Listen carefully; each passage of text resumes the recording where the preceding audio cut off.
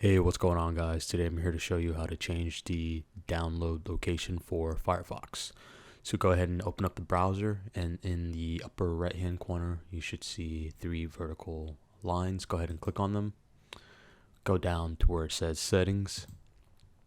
Once you get to the settings page, by default it should be on the general tab. Just scroll down slightly and you should see where it says files and applications. By default it's going to be downloads.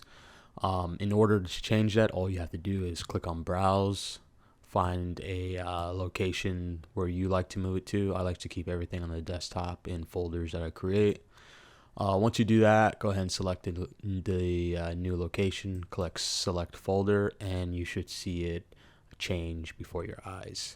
But it's as simple as that. Thanks for watching. Be sure to like and subscribe to my channel.